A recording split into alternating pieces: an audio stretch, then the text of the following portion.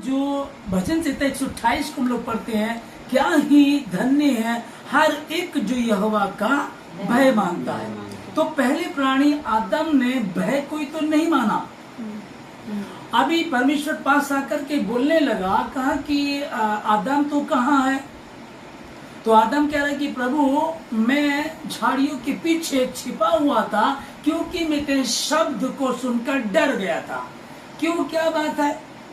मैं तेरे शब्द को सुनकर के डर गया था। तब वो उससे बातें करता है, क्या तूने इस फल को खाया? हाँ मैंने नहीं, पर वो जो स्त्री तूने मुझे दी उसने मुझको खिलाया। ओके, चलिए एलिगेशन लगा रहे हैं यहाँ। वो सॉरी बोल सकते थे, तौबा कर सकता था, है ना। पहली तो गलती उसने की, पत्नी की उस बात को मान करके जो नहीं माननी चाहिए थी, उस बात को मानी उसने, और उसके मानने के कारण प्रॉब्लम आई।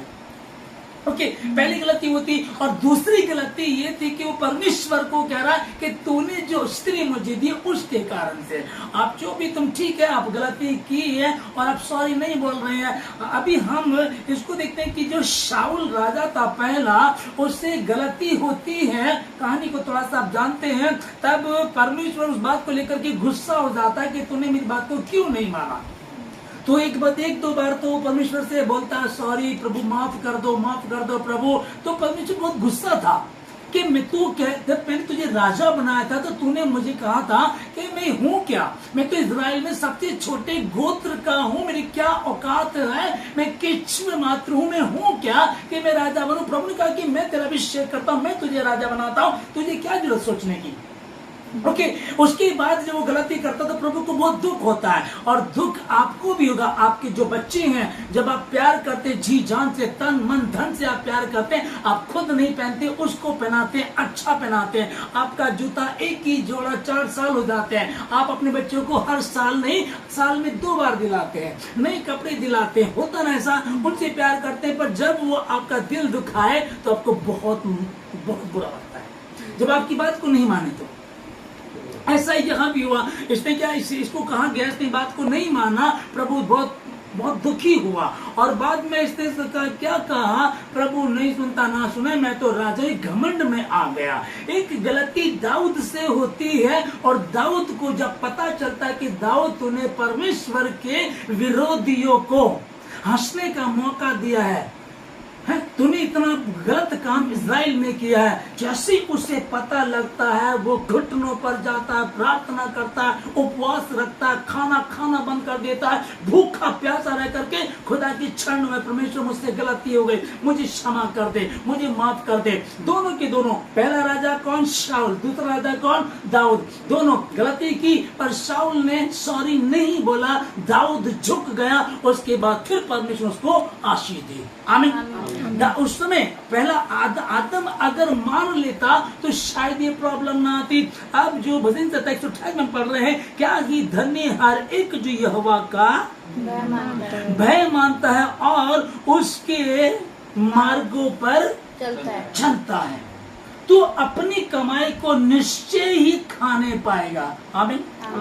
अभी समझेगा, यार मेरा तो ब्याज में जा रहा है, यार मैंने तो एक घर बनाया है, यार उसमें प्रॉब्लम आ रही है, मैंने गाड़ी ली यार तो बहुत पेट्रोल खाती है, यार गाड़ी ली यार उसमें एक बार एक्सीडेंट हो गया, बहुत ज्यादा पैसा लग गया, यार हम कुछ स्कूल में जाते बच्चे फेल हो गए हैं, यार हम बार बार ट्राई करते हैं जॉब के लिए रह जाता है, हम कोई बिजनेस शुरू करते हैं वो चलता नहीं है। तो इसका कारण है कि आप भय नहीं मान रहे हैं। बाइबल के अनुसार तो आप परमेश्वर की संतान है, एक आशीष है और एक श्राप है। अब आशीष नहीं तो श्राप है, और श्राप नहीं तो फिर आशीष है। ये लाइट जल रही है, रोशनी है, आप बंद कर दीजिएगा, अंधेरा आ जाएगा। बस सिंपल सी बात है, तू निश्चय ही अपनी कमाई को खाने पाएगा, और तेरे घर के भीतर तेरी स्त्री फलवंत दाख लतासी होगी। आमीन। यार पत्नी तो यार घर को ठीक से चलाती नहीं है, यार वो बेफजूल के खर्चे करती है, शॉपिंग बहुत करती है, राशन भी वो फालतू एक्स्ट्रा बना लेती है, राशन जो है जल्दी खत्म हो जाता है। इस तरह की बातें जब आई तो इसका मतलब परमेश्वर की अधीनता में नहीं है। परमेश्वर राशि तेरी पत्नी तेरे घर के भीतर फलवंत दाख लतासी होगी, और तेरे बच्चे तेरी मेज की चारों ओर जल पाई के पौधे के समान होंगे।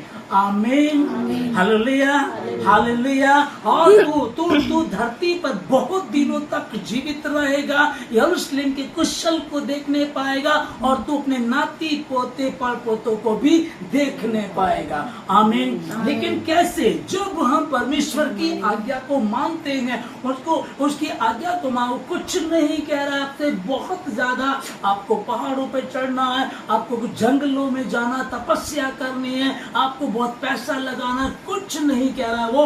आपको उल्टा चल करके जाना। सिंपल सी बात है कि उसकी आज्ञा को मानने वाले इस प्रकार की आशीष को पाते हैं। आमीन, है ना। कई बार कई बार देखता हूँ कि कुछ लोगों पर आपका पैसा है, वो नहीं दे रहा, उसने मेरे पैसे को मान लिया। कितना लॉस आपको हुआ है। आप मेहनत करते हैं, कमाते हैं और लोग यूं ही ले जाते हैं। ये कर्ज है, ये आदम का कर्ज है जो आज्ञा मानने से ही उतरेगा। जब तू परमेश्वर के समीप रहता है, जब तू तन मन और धन से अपने परमेश्वर के नजदीक रहता है, तो तुझे किसी भली वस्तु की गति होने नहीं देगा।